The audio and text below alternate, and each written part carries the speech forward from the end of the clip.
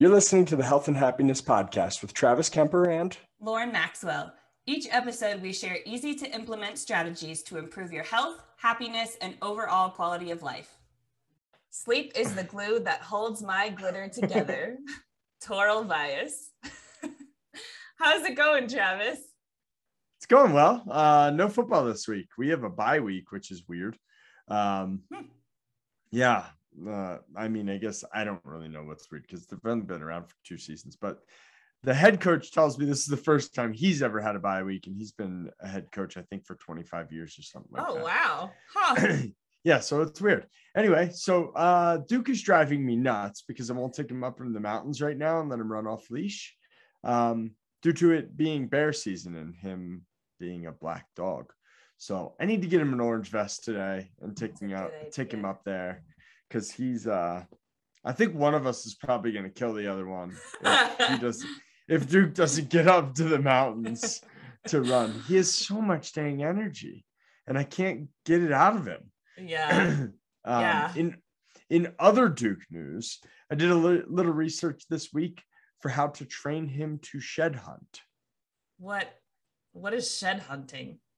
So deer, which elk are deer, they lose their antlers every year. So I'm going to teach him, because he's a tracker by nature, I'm going to teach him to track down their antlers when they fall off. Oh, yeah. Is it shed hunting because they're shedding their antlers? Correct. Got it. Yep. Makes sense. Makes sense now. Yeah. Yeah. That's cool. Yeah. How's it going? It's going good for me. It's been kind of I don't know, like not a lot has happened this week, I guess. Been busy with work, but and again, more doggy news. My dog got either stung or bit by something this week on her snout. When I came home from work on Tuesday, which is my really long day, I came home and I was like, you look different and I can't figure out what's going on. And then I was like, maybe I'm just like tired or losing my mind. So I sat down to do some of my documentation that I hadn't finished. And then she fell asleep snoring. And then all of a sudden popped her head up randomly. And I looked at her and I was like, oh, your face is swollen. Like the whole right side of her face on her snout and her lip and coming up into her eye was swollen. And I was like, how did I not notice that when I first walked in the door? Poor pup. Poor little pup, but she really didn't seem too affected by it other than she was swollen because I was poking at her and trying to see what was going on. And she was just like, what you doing, Mom? Still wanted to go outside and play and do all her normal stuff. So at least she was in good spirits and the swelling went down by the end of the day. So well, that's good. Yeah. Other than that, I just have a lot of family stuff coming up this couple weeks. My dad's coming up to visit today. My aunt and my cousin are coming up on Monday. And then I'm going to see my mom and my stepbrother, his wife, and my niece next weekend. I haven't seen my niece since she was probably 7 months old, and she's 2.5 now. So I'm really excited to see her because it's such a fun age. Awesome. Yeah. Sounds really fun. Yeah, lots of good stuff coming up. So what are we going to talk about today, Travis? Well, how is your sleep going, Lauryn? I'm proud to say that it is, I think, officially, knock on wood, knock on everything, because now that I say this now, it makes me nervous, but it's going really well. I'm actually sleeping very consistently. I'm getting tired at the right time at night. I'm falling asleep. I still have moments where I wake up at night, but that's pretty typical for me. But I can go back to sleep pretty easily. Especially, I think the biggest test was no one comes home at 2 a.m. and I have to get up at 3:30 or 4 a.m. So going to sleep after he got home was part of the biggest challenge. And now that's not a problem at all. So sleep is a lot better. Awesome. So this week we're going to talk about how the importance of sleep, the negative effects of not sleeping, which you probably have some experience with. Yes. Let's start with how much sleep do you need? Well, it depends on age. According to the National Sleep Foundation, there's just a whole list of how much sleep you need as you go through your lifespan. So older adults, 65 years and up, typically need 7 to 8 hours. Adults 26 to 64 years, so this is where you and I fall, Travis, would be 7 to 8 hours. Young adults 18 to 25 need 7 to 9 hours as well. Teenagers 14 to 17 need 8 to 10. School-aged children 6 to 13 need 9 to 11. Preschool children 3 to 5 years need 10 to 13 hours. Toddlers 1 to 2 years old need 11 to 14 hours. Infants 4 to 11 months need 12 to 15 hours. And newborns 0 to 3 months need 14 to 17 hours. So it gets lower the older you get, but definitely I think still more than commonly gotten throughout these age groups. Well, I'm a little bit offended that you just told me I'm not a young adult anymore. Oh, that's according to the National Sleep Foundation, not according to me. I took those breakdowns from them. So yell at them. I have a problem with the way that they characterize that because it's I the agree. same amount of hours. It is the same amount of hours. Why Yeah, didn't you just put in dots? I don't know. That is weird. 18 to 64, you need 7 to 9 hours. Right. Yeah, I'm not really offended. I don't really care. So what happens when we don't get enough sleep? We are less alert. Even missing just 1 to 1.5 hours can have an impact. We have excessive daytime sleepiness. You find yourself yawning and daydreaming. Impaired memory. This is a big one. You will not remember things well at all when you're not sleeping. So those overnight study sessions that everybody like to do, except for me, they're not really good for your testing the next day. Increased stress in relationships, decreased quality of life, a greater likelihood for car accidents. Drowsy driving accounts for thousands of crashes, injuries, and fatalities each year, according to the National Highway Traffic Safety Administration. And Lauren, I think you have something you want to add there. Yeah, well, first of all, I've experienced every single one of these. They are all very real effects of not sleeping. But there was an interesting episode on the Try Guys YouTube channel. I don't know if anybody watches the Try Guys out there, but they're one of my favorite like YouTube groups.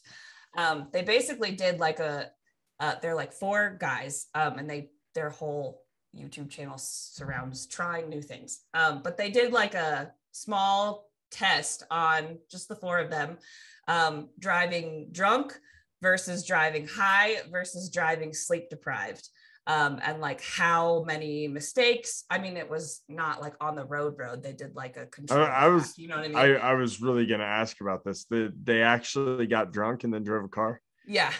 And they were trying. So they're in like a parking lot, I'm assuming. Yes. With and like cones parking, and cones and stuff. And then like they did like cardboard cutouts of people.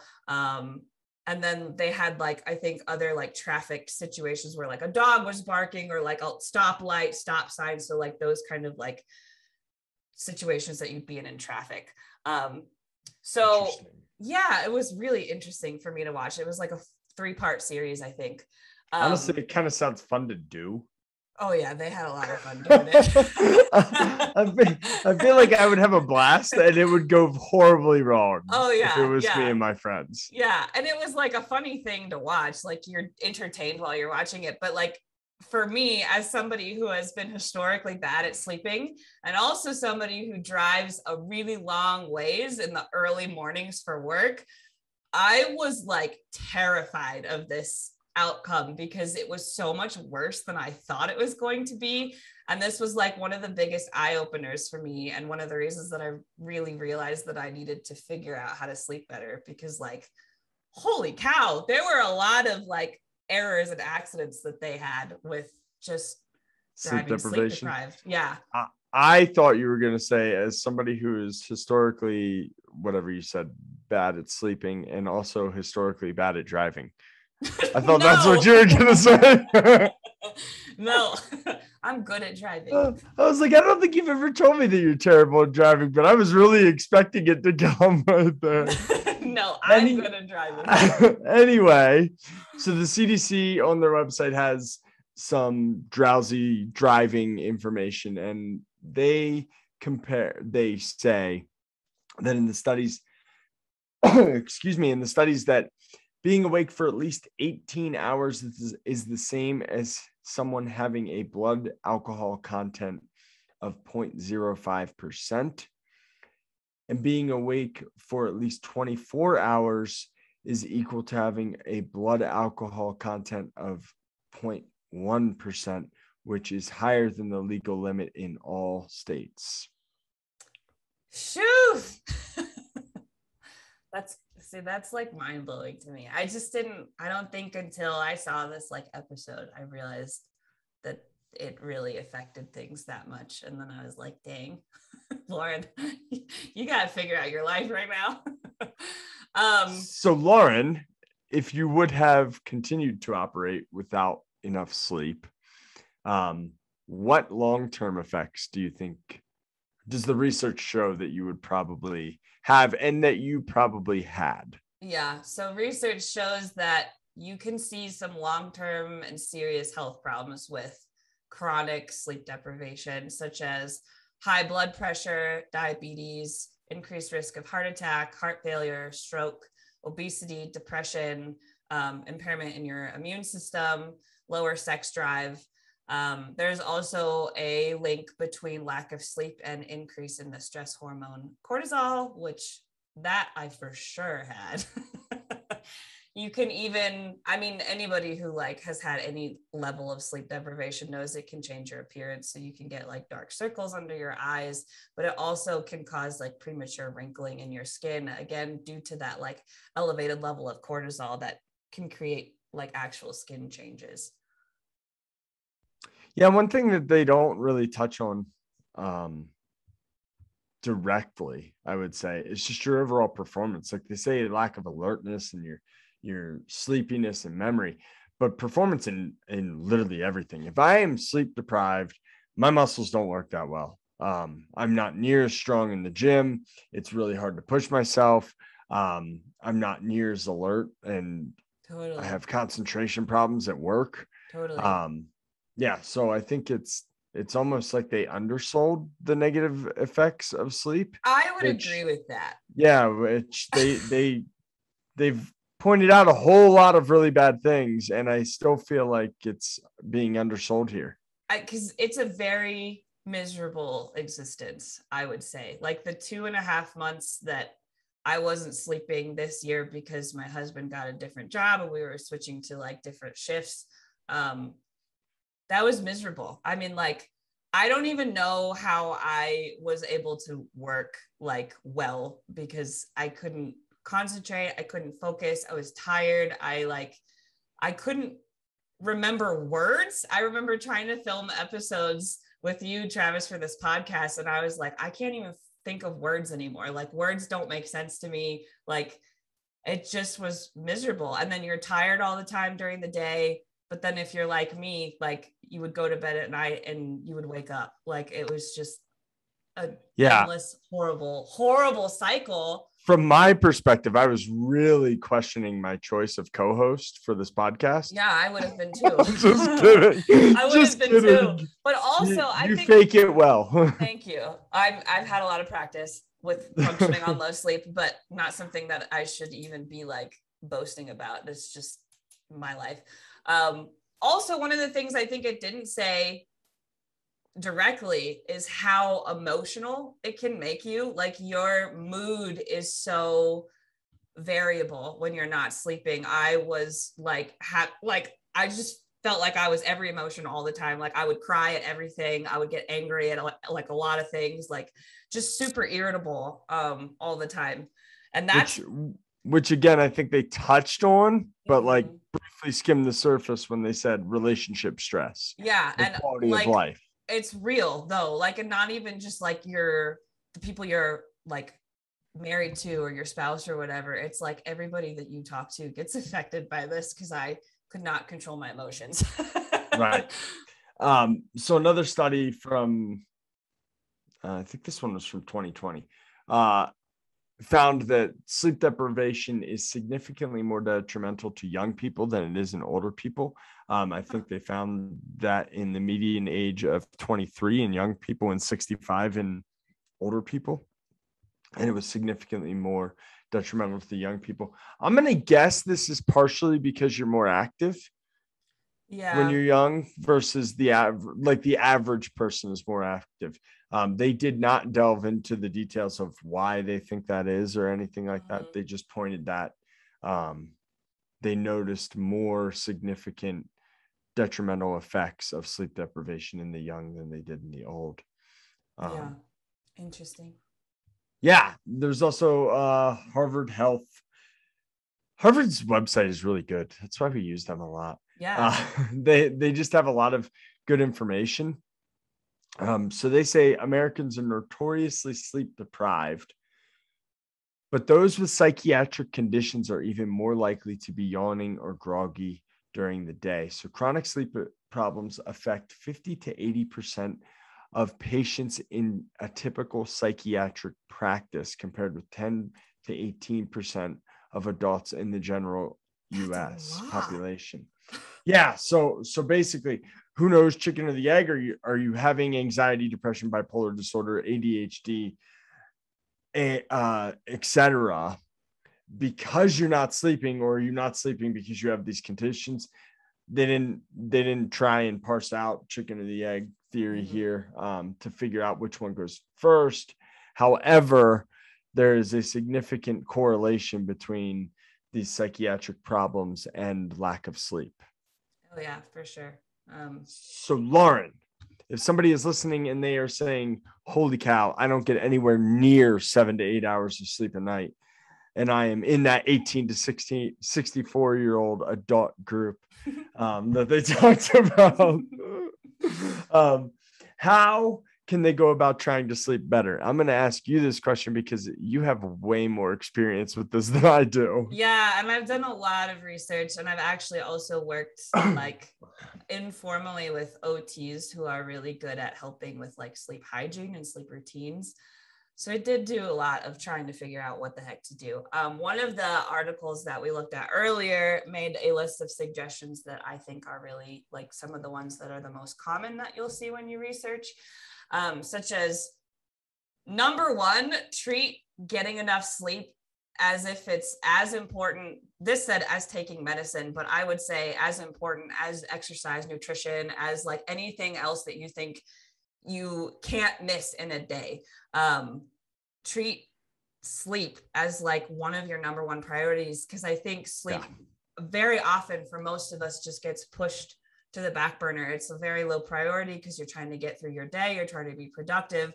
If you can't get all your stuff done in the day, it's really easy to be like, well, I'll just stay up a little later and finish my stuff and then like not get enough sleep. Don't do that.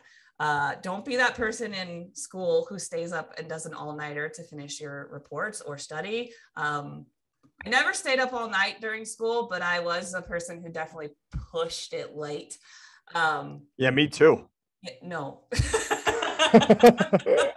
No, Travis would be studying with me, who was the like late night studier, and at like 8 o'clock, maybe 9 o'clock. No, it was more like 9. Yeah, okay, maybe 9 o'clock. It would just be like, Travis tired, and then within 30 seconds, Travis was asleep.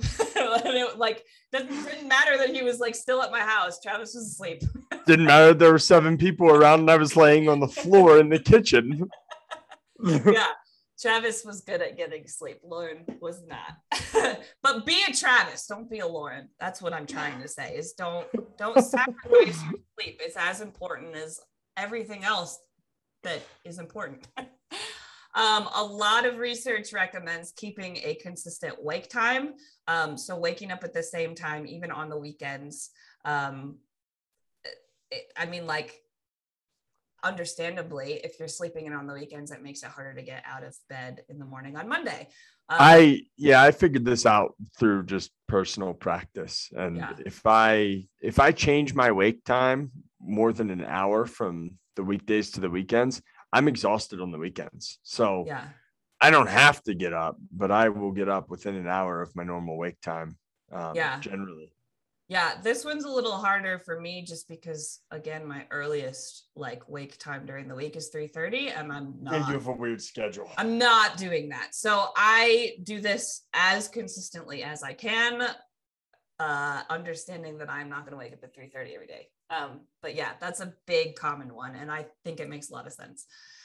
It's also recommended to do a relaxing activity before bed. By making these activities a part of your bedtime ritual, you can basically train yourself to associate these activities with sleep. This is a huge one for me. And one of the things that the OT that I worked with really highly recommended for me, based on like the things that I was struggling with, was having this whole bedtime routine, because my brain just wasn't understanding that it was like time for bed. And also a lot of my lack of sleep has to do with anxiety and fear. And so a lot of these like calming things help like mitigate that anxiety for me, and it makes it easier for me to go to sleep. Yeah, in practice with patients, I've used meditation, gotten patients to meditate before bed, and that has helped significantly for many of them that were struggling just to go to sleep, because it is a really, really common problem, and it has significantly negative effects on your health all around, as we talked about. For sure.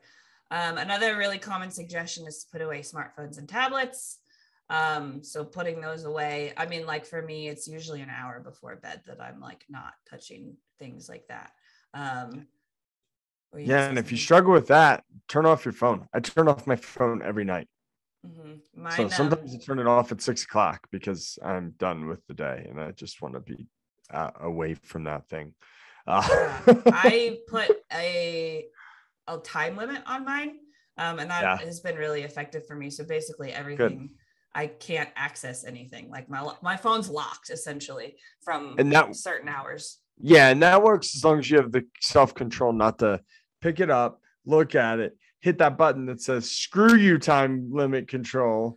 Because I don't. I seriously don't. I have an addictive personality, and I will break through that little time limit thing in no time. It's the same reason I can't have games on my phone. Oh, that makes so much sense. Yeah. So I can put a 5-minute time limit per day on a specific app, but you can always override that time limit.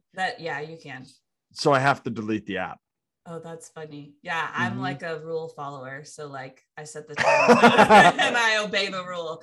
Well, good for you. It works well for me, but that's my personality type too. So another suggestion is, if you do wake up in the middle of the night, this is a common thing for me. If you do wake up in the middle of the night, avoid looking at the clock. I have no clocks in my room and I don't look at my phone. Phone, like I said, goes away at a certain time of day and it doesn't come out until the morning. But looking at the clock, for people who are like, it's an anxiety thing. Like you look at the clock and you're like, I only have like 4 more hours to get to sleep. I only have 3 more hours to get to sleep. I only have 2 more hours to get to sleep. The anxiety that you work up in your body makes it impossible to go back to sleep. So you're just screwing yourself if you look at the clock, essentially. If you're like me and you're like, I only have an hour to fall back asleep. Yeah, it's not good. Making time for downtime. Again, I think this gets back to that like relaxing activity and bedtime ritual, but just making sure you give yourself, Travis is a person who can fall asleep within 30 seconds. I am a person who needs to wind down for about an hour and a half before I go to bed and like complete all of my rituals. But like, you don't know that until you start like delving into that. And I never made time for myself for downtime before bed until basically that YouTube video that I was talking about. And then I was like, wow, I really need to figure this out. And that was one of the things that has helped a lot. Awesome. Yeah. And also another thing that's very helpful and shown over and over and over again in research is people that exercise sleep better. Yes. So there was a study that they did with sedentary middle-aged patients. I forget how they define middle-aged, but we're probably talking 40s to 60s. And we will link to this in the article show notes. But in conclusion, they found exercise training induced an improvement in subjective sleep quality in sedentary middle-aged adults. So this is their belief. So this is asking the patient. They are saying, yes, I am sleeping better on the days that I exercise, in versus the patients in the control group that are saying, no, I still sleep like crap. Nothing's working. Moreover, they found that high intensity interval training showed an improvement in objective sleep quality parameters, total sleep time, sleep efficiency, and wake after sleep onset. So this is real data that they were collecting from these patients after 12 weeks of exercise intervention. So working out harder, they got objective sleep quality parameters, and just exercise in general, they got subjective, the patient reporting better sleep. Yeah, and that's huge. I mean, that's been huge in my life too. My sleep definitely improved once I started being consistent with working out. I think sleep can be, like, the reasons that you aren't sleeping can be very multifaceted. So my biggest advice for anybody who's going through a season of sleep deprivation is really to try to figure out the why behind why you're not sleeping, and target your strategies towards resolving those issues. Like, do you have too much energy at night, or you're just not tired? Maybe add more exercise through your day and more sunlight throughout your day. Is your mind racing at night with thoughts of what you need to do the next day? Maybe try journaling and making to-do lists before bed so that you can empty out the things that you would be thinking about, put it down on paper, and that way you don't have to worry about forgetting them, and you can go to sleep with a clear mind. Are you just a highly anxious person like me? Figure out strategies to ground and calm yourself. And remember, it doesn't tend to work immediately. Like, these, maybe exercise would be the exception to that, but I would even say most things that you're working on to improve your sleep, they're not going to be immediate game changers, but consistency is the key. Staying consistent with your sleep routine or routines surrounding sleep are things that basically our bodies begin to associate with sleep, like we talked about before. And eventually, with enough practice, doing those routines before you go to bed can give your body that external feedback that it's time to sleep, and you actually will get sleepy during your routine and can sleep better and with a better quality. Awesome. Lauryn, nice job. Thanks. This was fun. This was fun. I'm glad that we got to do an episode on this, because gosh, it is so much more important, I think, than most people realize. Sleep is so important. Yeah, and maybe sometime we'll do a follow-up exercise where we kind of break down your sleep routine or your night routine to improve your sleep and what has worked for you specifically. Yeah. And kind of look at the research around that, if there is any, on your specific techniques. Yeah, that'd be fun. Anyway, this was fun. Thanks everybody for listening, and we'll see you next week. See you next week. Bye. Bye. Thank you for taking the time out of your busy day to listen to this episode of the Health and Happiness Podcast. We hope you enjoyed the episode and are getting benefits from our content. If your life is improving in part due to the information in this podcast, we would greatly appreciate you sharing the episode with your family and friends on social media and leaving us a review so we can continue to reach more people and improve the health and happiness of the community at large. Thanks again, and we will see you next week for another episode of the Health and Happiness Podcast.